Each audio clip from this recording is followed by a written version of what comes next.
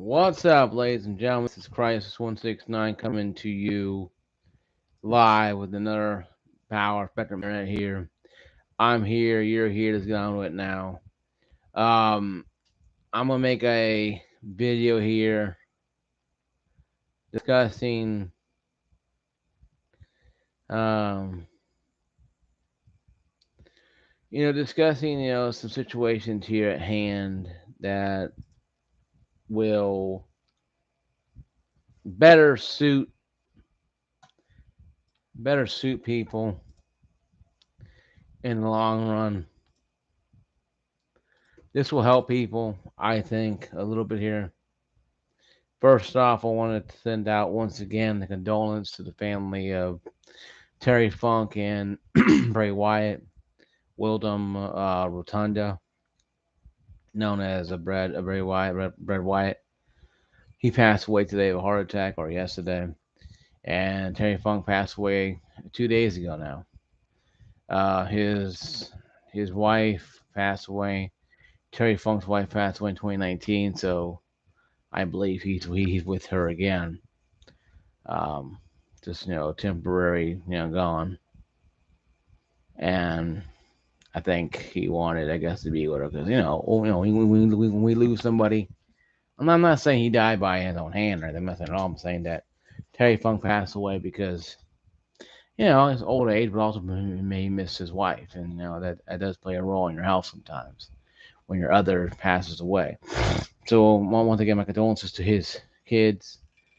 He was on in Beyond the Mat in 1999 with his then wife, who was alive at the time, and his daughter's wedding. So no, they have been going through a lot, but they had a lot of times with them. So maybe this transition will be good for them. But still pray for them, and also Barry White, Brad White's family, um, and all the White followers out there are mourning the loss of their leader, and that's very sad.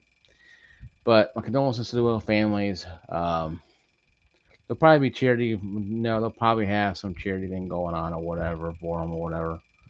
I know all the proceeds of I think SmackDown was going to go to the Wyatt family or the Weldon Rotunda family. IRS is actually his father, uh, uh, Aaron Arsicer. But anyway, though, enough of that. I know it's a sad note. This video is going to be about the 7700 XT, 7800 XT Rx. Good, bad, and so-so. If you watch my video anytime, you know I'm a pretty big stickler when it comes to reading off charts and giving you guys an idea. Once again, there's no hard fact creatures. This is all done by NVIDIA. Hey, what's up, buddy? This is all done by AMD. So what I'm going to read to you off a website that is bboom.com is something that they wrote down and they put on here that AMD has said. At Gamescom, they come out and said, hey, we're having a new graphics cards. It's supposed to be 1440p, and these both are proposed to compete. Hey, Louis, are opposed to compete with the 4070, 4060 Ti, 16 gig, and 4070, 12 gig, respectively. So, without further ado, let's go ahead and get into it now. Of course, you guys can't see it, obviously. I wish you guys could, but I don't have that kind of technology. Transistor count is 28.1 billion on both of them. 7800 XT and 7700. VRAM on 7800 16, on 7700 is 12. For difference. Bus is pretty, interesting. I think a bust itself is probably pretty cool because it shows you somewhat of what people are looking at.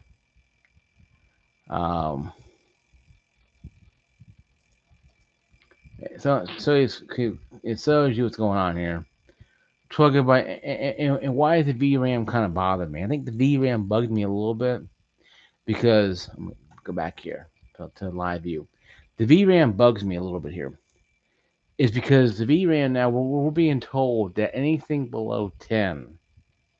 This is from a lot of other YouTubers out there telling us that 10 is no longer going to be the norm. That oh my God, you have to go out there and buy a 20 gigabyte card just to play the latest games. And I think that's really misleading, but also, you know, yelling fire in a crowded theater. What people are doing. I know I have an 8 gigabyte 3070. I play Apex Legends. I play Battlefield. I play Call of Duty. Yes, I frame lock it, VSync it to my 75 hertz monitor. If I had 240 or 140 or 120, I would probably do the same thing too as well. So I don't think you have to have the latest and greatest graphics card VRAM, but having more VRAM, 12 gigabytes would be good. The memory bus 7700 XT has 120, 192 up to 1995 gigabytes. That's 19 and a half gigabytes per second, 19 and a half per second. Bandwidth, the 7800 has 256. My 3070 has 256 at 8 gigabytes, but it's 2708 gigabytes per second. Compute units, 54 on 77 and 60 on 78. I'm start calling it that, it'd be easier to say. Boost frequency is usually where the boost frequency is. The game frequency is usually where it matters. 2171 for this 77 and 2124 for 7800. It's a little lower on 7800, but that's just because the ray accelerators for ray tracing 54 and 60. Really not that too far off because it had same compute units, has the same number as the ray accelerators. AI accelerators 108 and 120. ROPs 9696. Steam processors 3456 on the 77, 3840 on the 7800. Um,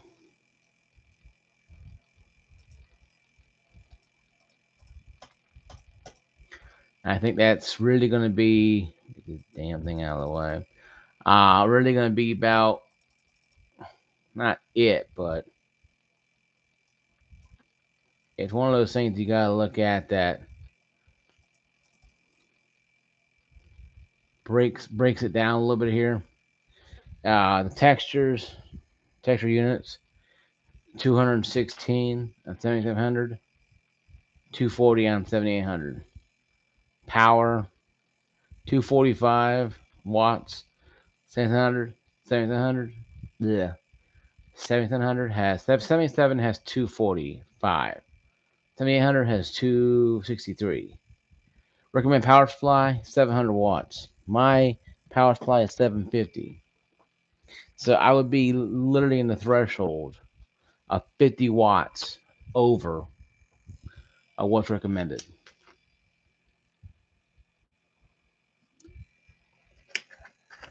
That being said, that is pretty power hungry thing. I would think the 700 would be a little lower power, but since how it's almost identical with the transistor cores count at 28.1 billion, its VRAM a little different, bus a little different, but the hertz being almost identical, maybe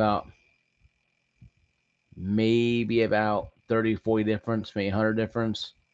The accelerator only off by 6, and the one about 12 or 13 off the AI accelerators. You would think that it would actually be a lot more on par than what it actually is. I mean, you would think that the 700 would not be as power hungry as the 7800. But sorry, I have to keep coughing. But I think what AMD is trying to do is because they're trying to do 1440p card.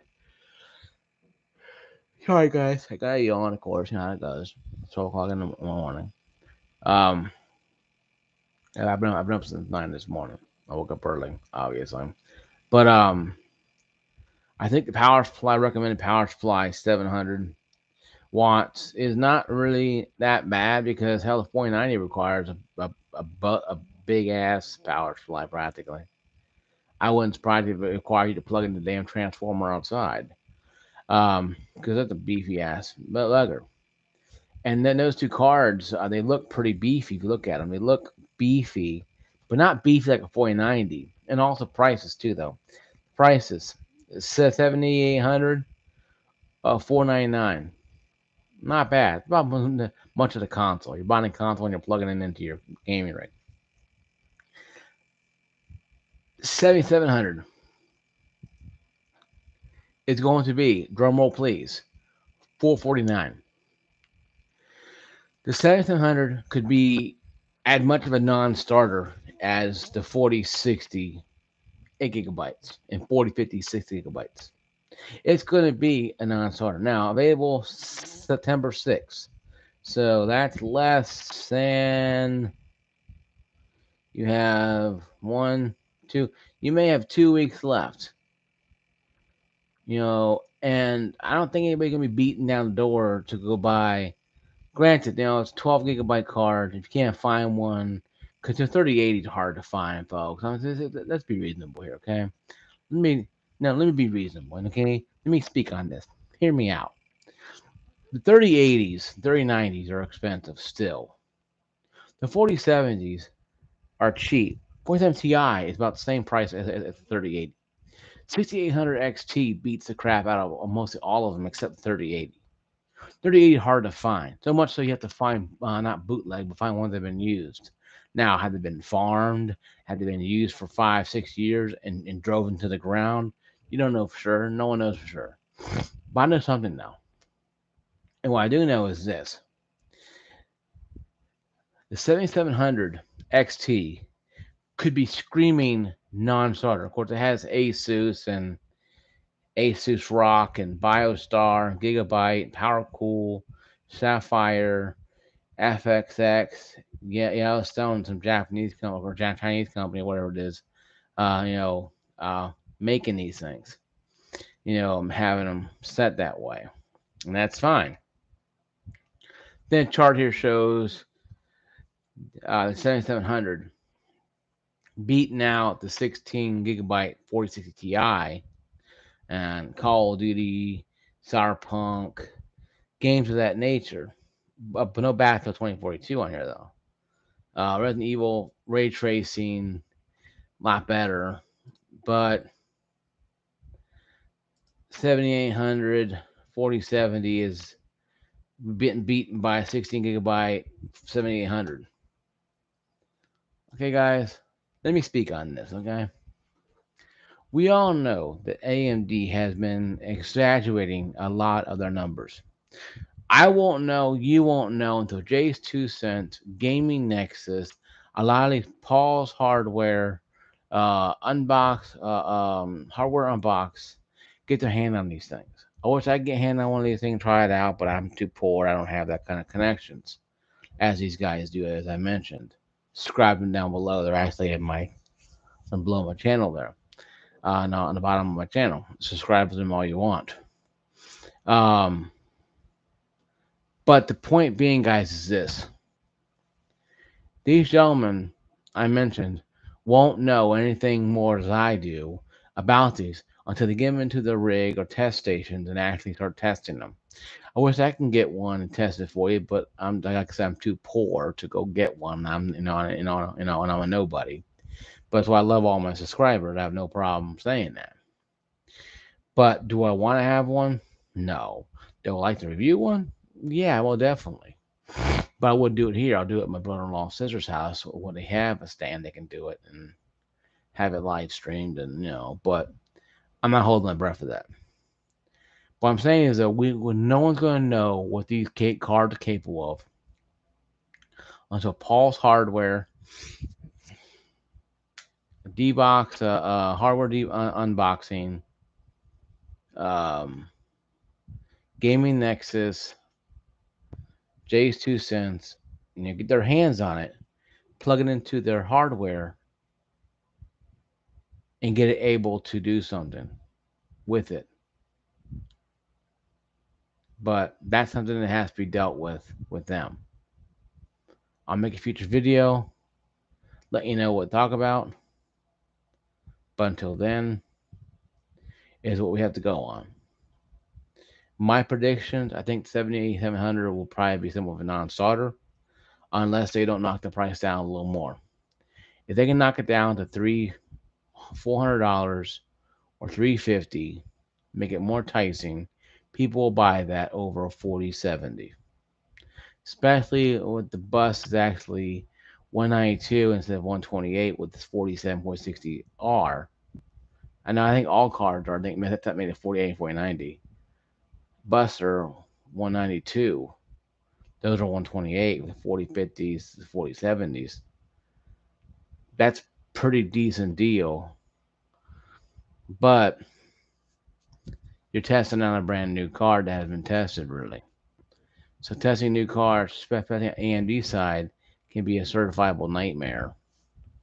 What I've been reading about and what J2 Sense Gaming Next talked about years ago. So what I'm trying to say is, guys, is even if you don't have a lot of concrete proof about the ratings or the reviews, hold off running out there guns blazing with your wallet and throwing at the Best Buys and the Micro Centers saying, "Here, take my money." Don't just take your wallet and throw it at them.